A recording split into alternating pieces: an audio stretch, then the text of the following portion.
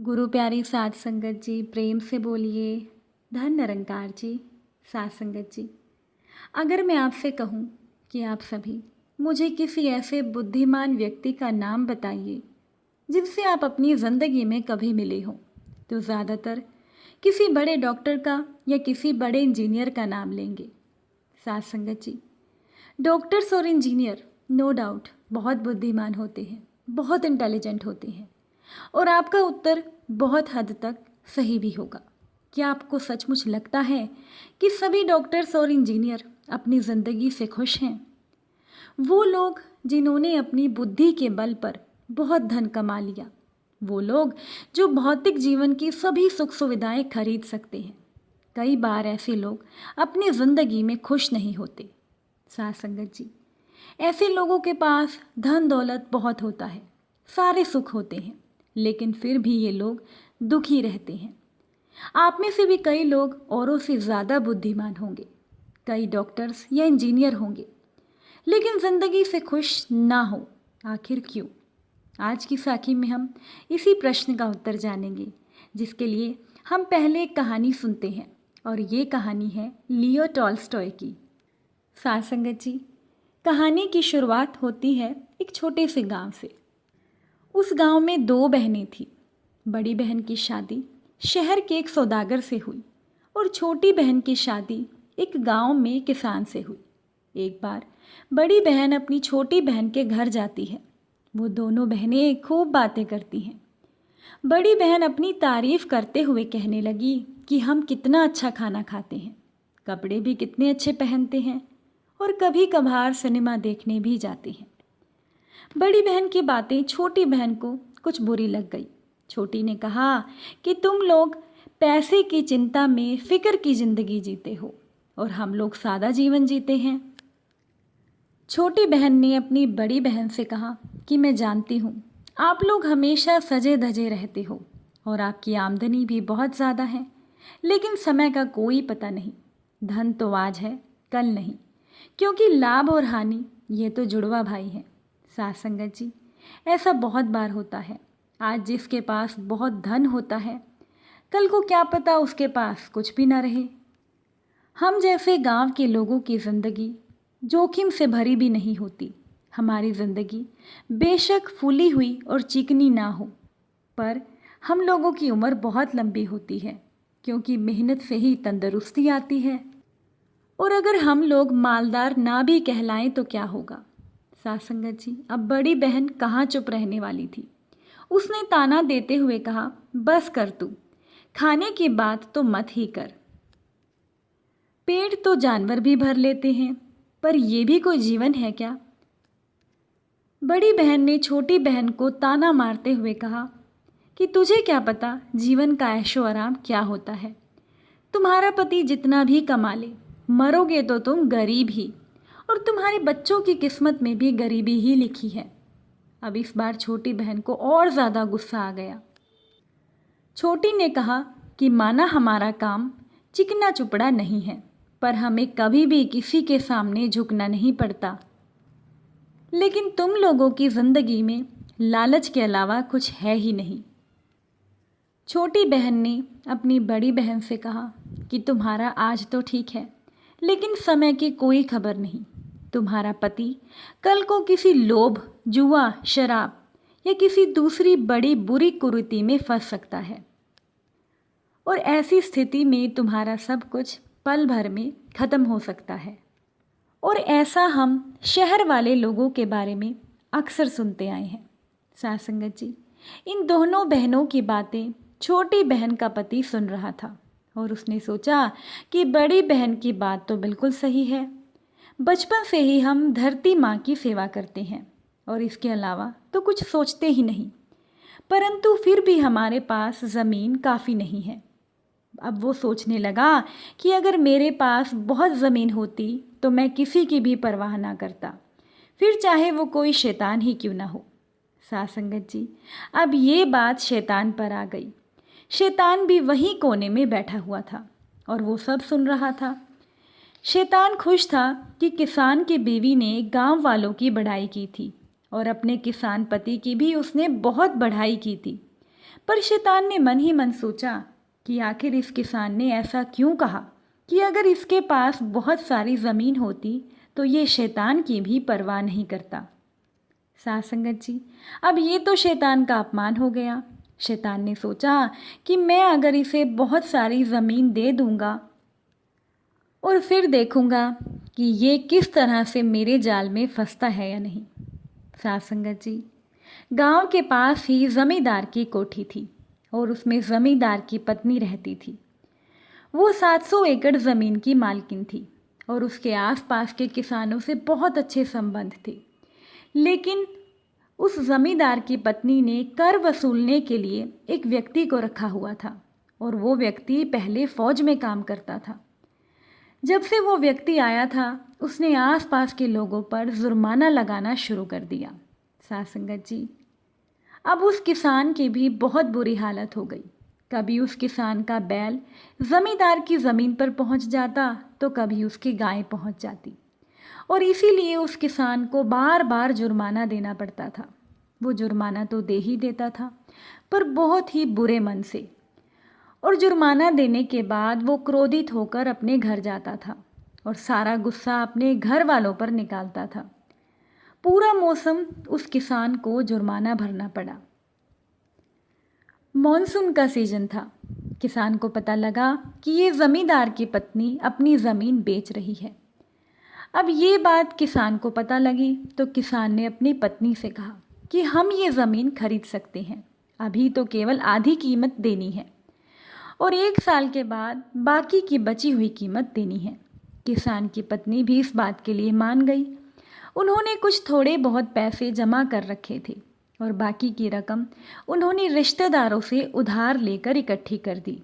साथ संगत जी, इस तरह से उस किसान ने ज़मींदार की 700 एकड़ ज़मीन खरीद ली और ज़मीन खरीदकर उसमें बीज बो दिए और बहुत अच्छी फसल पैदा हो गई। अब तो वो किसान ज़मींदार बन गया और वो खुशहाल ज़िंदगी जीने लगा। साथ संगत जी, वैसे वो किसान जो अब ज़मींदार बन चुका था वो हर तरफ से खुश था। उसे केवल एक पड़ोसी की तरफ से बहुत दुख मिलता था।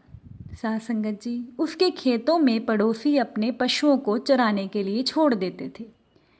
किसान ने अपने पड़ोसियों को बहुत बार व नरम तरीके से समझाया पर इसका कोई फ़ायदा नहीं हुआ।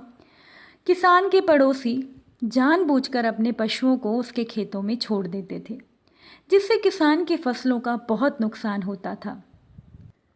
किसान बार बार अपने पड़ोसियों को समझाकर थक चुका था, इसीलिए उसने अदालत का सहारा लिया। साथ संगत जी, पड़ोसियों ने उसे बहुत तंग किया हुआ था। निसंदेह ये उस शैतान की करतूत थी। नतीजा ये हुआ कि अदालत ने पड़ोसियों पर जुर्माना लगा दिया।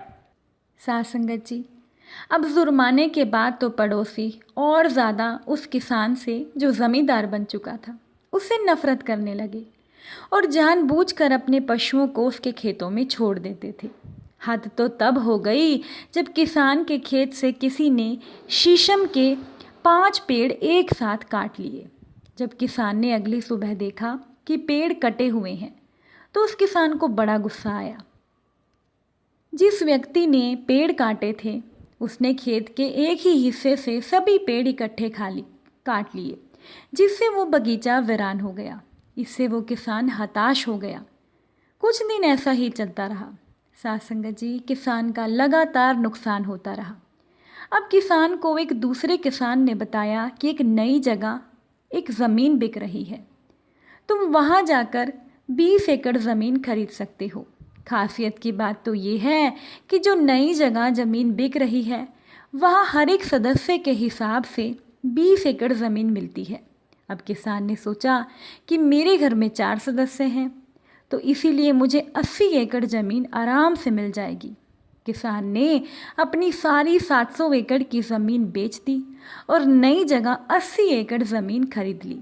साथ संगत जी, नई जगह पर जाकर वो किसान बहुत खुश था।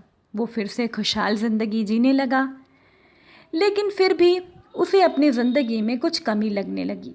अब किसान को ये लगने लगा कि ये 80 एकड़ ज़मीन उसके लिए कुछ कम थी।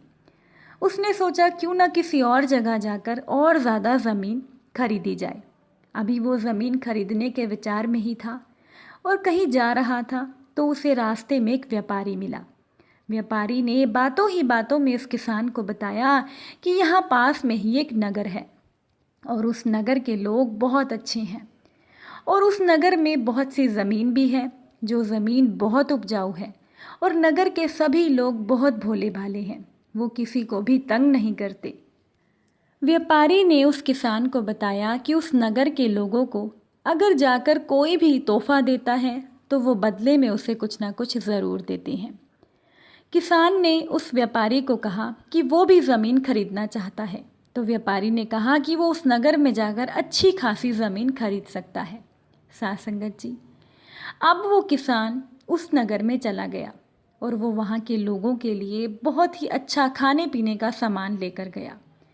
वो सामान पाकर नगर के लोग बहुत खुश हुए और नगर के लोग उस किसान से कहने लगे कि तुमने हमारे साथ इतना अच्छा किया है, हम भी बदले में तुम्हारे लिए कुछ करना चाहते हैं। तुम बताओ कि हम तुम्हारी किस तरह से मदद कर सकते हैं। साथ संगत जी, किसान ने नगर के लोगों से कहा कि मुझे यहाँ पर खेती के लिए ज़मीन खरीदनी है। तो नगर के लोगों ने कहा कि हमारे यहाँ बहुत सी ज़मीन बिकाऊ है, लेकिन वो ज़मीन तुम्हें देनी है कि नहीं, ये हमारा नगर का सरदार फैसला करेगा। साथ संगत जी, अब नगर के सरदार को बुलाया गया। सरदार ने बहुत सारी ज़मीन उस किसान को दिखाई। सरदार ने उस किसान को दिखाते हुए कहा कि जहाँ तक तुम्हारी नज़र जाती है ये सारी ज़मीन हमारी है और अगर तुम ये चाहते हो कि तुम्हें ये ज़मीन खेती के लिए मिले तो तुम्हें प्रतिदिन का 300 रुपया हमें देना होगा। साथ संगत जी, किसान को ये बात समझ नहीं आई कि उसे हर रोज़ का 300 रुपया देना है, तो ये बात उसके पल्ले नहीं पड़ी। तो नगर के सरदार ने कहा ठीक है, तुम एक और काम करो, मैं ये ज़मीन तुम्हें खेती के लिए दे सकता हूँ, लेकिन पहले मेरी एक शर्त है और तुम्हें हमारी ये शर्त माननी पड़ेगी। किसान ने पूछा कैसी शर्त? तब नगर के सरदार ने कहा कि तुम्हें यहाँ से एक जगह से ज़मीन में शुरुआत करनी है और तुम जितनी ज़मीन पर चल सकते हो तुम वो ज़मीन नाप लेना और जहाँ से तुमने शुरुआत की होगी सूरज ढलने से पहले तुम्हें उसी ज़मीन पर उसी स्थान पर वापस आना होगा। तो तुमने दिन भर में जितना भी सफ़र तय किया होगा वो सारी ज़मीन तुम्हारी हो जाएगी, तुम्हें उसके बदले में कुछ भी नहीं देना होगा। लेकिन हाँ, जहाँ से तुम ज़मीन की शुरुआत करोगे उसकी थोड़ी थोड़ी दूरी पर तुमने कुछ निशान बनाने हैं, मतलब तुमने छोटे छोटे खड्डे करते जाना है ताकि हमें पता लगे कि तुम यहाँ से होकर गए हो। साथ संगत जी, उन्होंने ये शर्त रखी कि शाम तक तुझे वहाँ वापस आना है जहाँ से तुमने शुरुआत की हो गई। अब वो किसान मान गया क्योंकि उसे ये शर्त बहुत अच्छी लगी। किसान ने मन ही मन सोचा कि मुझे तो ज़मीन के लिए कुछ देना भी नहीं होगा। अब वो किसान रात को सपने बुनने लगा कि कल सुबह वो जितनी ज़्यादा ज़मीन अपने पैरों से नाप ले वो सारी उसकी हो जाएगी, कोई दाम भी नहीं देना होगा। इसी सोच को ध्यान में रखते हुए किसान को पूरी रात नींद ही नहीं आई। वो सुबह का इंतज़ार करने लगा। जब थोड़ी देर के लिए उसे नींद आई तो उस किसान ने एक सपना देखा। सपने में उसने देखा कि एक तरफ उसी नगर के लोग खड़े हैं और एक तरफ एक शैतान खड़ा है और उनके सामने एक व्यक्ति मृत पड़ा हुआ है और वो सभी नगर वाले और शैतान उस व्यक्ति पर हंस रहे हैं। जब किसान ने नज़दीक जाकर देखा तो वो मृत व्यक्ति का शरीर उसका था। साथ संगत जी, ये देखकर वो किसान डर गया, उसकी नींद खुल गई और नींद खुलते ही वो सारा सपना भूल गया। अब वो सुबह सुबह वहीं पर जाकर खड़ा हो गया जहाँ पर उसे नगर के सरदार ने बुलाया था। अब सुबह का समय था। किसान ने एक फावड़ा लेकर वहाँ से ज़मीन की शुरुआत शुरू कर दी। अब सुबह का समय था और किसान में शक्ति भी बहुत थी, स्फूर्ति भी बहुत थी। ऐसे करते करते उसने 5 मील का सफ़र तय कर लिया। थोड़ी थोड़ी दूरी पर वो छोटे छोटे खड्डे भी बनाता गया और इस तरह से उसने 5 मील का सफ़र तय कर लिया। साथ संगत जी, अब धूप बढ़ने लगी। किसान के लिए चलना थोड़ा मुश्किल हो गया। अब वो रुक रुक कर बाकी का सफ़र उसने तय किया। अब उसके लिए चलना बहुत मुश्किल हो गया था और उसे भूख भी लग रही थी। लेकिन फिर उसने सोचा अगर वो रास्ते में रुक जाएगा तो सूरज ढलने से पहले ही उसका वापस पहुंचना मुश्किल हो जाएगा और उसकी पूरी मेहनत खराब हो जाएगी। तो इसी तरह से उसने 7 मील का सफ़र और तय कर लिया। तो कुल मिलाकर उसने 12 मील का सफ़र तय किया। 12 मील तक पहुंचने के बाद किसान को लगा कि अब उसे वापस चलना चाहिए, क्योंकि अगर वो वापस ना चला तो उसके लिए शुरुआती पॉइंट पर पहुंचना मुश्किल हो जाएगा। साथ संगत जी, अब वापसी में उस किसान को और ज़्यादा मुश्किल हो गई। उसके पैरों में सूजन आ गई, इसीलिए उसने अपने जूते भी उतार दिए। अब तो उसके लिए एक एक कदम चलना मुश्किल हो गया। कुछ ही कदम चला था, किसान को लगा कि वो शुरुआती पॉइंट पर पहुंच ही नहीं पाएगा। वहां पहुंचना उसे असंभव लगा। लेकिन फिर उसे याद आई कि वो जितना चलेगा ये सारी ज़मीन उसकी हो जाएगी। ऐसे करते करते वो काफ़ी सफ़र उसने तय कर लिया। बस थोड़ी सी दूरी ही बची थी कि किसान की सारी हिम्मत जवाब दे गई। उसे गांव के लोगों ने बहुत प्रोत्साहित किया, क्योंकि वो अपने जो शुरुआती जगह थी उसके बेहद नज़दीक था। तो लोगों ने उसका उत्साह बढ़ाया और उसे कहा कि बस थोड़ी दूर और, थोड़ी दूर और। साथ संगत जी, बिल्कुल किसान उस जगह पर पहुंच गया जहां से उसने शुरुआत की थी और वहां पर पहुंचते ही वो वहां पर गिर गया और उसके मुंह से खून आने लगा। वहां पर एक हादसा हो गया और किसान की वहीं पर मृत्यु हो गई और उस किसान के हिस्से में आई थोड़ी सी ज़मीन जहां पर वो गिरा हुआ था और उसी जगह पर उसे जला दिया गया। साथ संगत जी, अब इस कहानी के अर्थ को समझते हैं। यहाँ पर शैतान प्रतीक है लालच का, लोभ का, कामना का। ये शैतान कहीं और नहीं, हमारे अंदर ही है। ये ज़िंदगी की दौड़ है जिसमें हमने व्यर्थ की चीज़ों के पीछे भागकर अपना सारा जीवन खराब कर दिया। साथ संगत जी, आप ज़रा सोचिए कि हम लोग अपनी ज़िंदगी जिए जा रहे हैं। जितना भी इंसान के पास है वो उससे संतुष्ट नहीं है। हर किसी को यही लगता है कि और ज़्यादा और ज़्यादा। जिसके पास जितना ज़्यादा धन है हम उसी को ज़्यादा सफल मानते हैं, उसी को बुद्धिमान मानते हैं। असल में हमें पता ही नहीं कि बुद्धिमान कहते किसे हैं। साथ संगत जी, ये हमें श्रीमद् भगवत गीता में साफ साफ समझाया गया है कि जैसे समुंदर के सभी ओर से जल गिरता है, यानी कि सारी नदियाँ समुंदर में समा जाती हैं, फिर भी समुंदर है कि उसके तटबंध टूटते ही नहीं। वैसे ही एक स्थिर बुद्धि वाले इंसान की अवस्था है। जिसकी बुद्धि स्थिर होगी उसकी ज़िंदगी की सारी इच्छाएं उसकी बुद्धि में समा जाएंगी और ये जो इच्छाएं होंगी वो स्थिर बुद्धि वाले इंसान को कभी भी अशांत नहीं बनाती। इसके विपरीत जिस इंसान को लालच होगा उस व्यक्ति को कभी भी शांति नहीं मिलेगी। यानी कि वो व्यक्ति अपनी इच्छाओं की पूर्ति के लिए हमेशा भागता रहेगा और अगर भागता रहेगा शांति नहीं मिलेगी तो दुख ही पाएगा, चाहे वो कितना ही बुद्धिमान क्यों ना हो। साथ संगत जी, जैसे हमने इस कहानी में देखा कि किसान को अपनी ज़िंदगी में कितनी सुख सुविधाएं मिली, फिर भी वो एक लोभ के, एक लालच के चलते अपनी ज़िंदगी से हाथ धो बैठा। हम उसे बुद्धिमान तो कहेंगे, लेकिन उसकी बुद्धिमत्ता का क्या फ़ायदा कि उसका लालच, उसका लोभ उस पर हावी हो गया और अंत में उसे अपने प्राण देने पड़े। साथ संगत जी, महात्मा बुद्ध ने भी कहा है कि desire is the root cause of suffering, कि हमारे दुख का असली कारण लालच है, कामना है। इंसान की कामनाओं की पूर्ति ही नहीं होती। अगर इंसान की इच्छाओं की पूर्ति हो जाए तो उसे ज़िंदगी में और कोई दुख रहेगा ही नहीं। साथ संगत जी, शायद ये गहराई की बातें समझने में आपको थोड़ी मुश्किल आए, पर आप इस वीडियो को अब जब दोबारा देखोगे तो आप समझ सकते हो कि ये कामना ही असली दुख का कारण है। ये जो इच्छाएं हैं इंसान की, यही उसे अच्छे से जीने नहीं देती। इसीलिए अपनी इच्छाओं को शांत करना सीखिए। अगर बुद्धि स्थिर होगी, मन स्थिर होगा, वही इंसान बुद्धिमान कहलाएगा। साथ संगत जी, प्यार से कहना, धन्य निरंकार जी।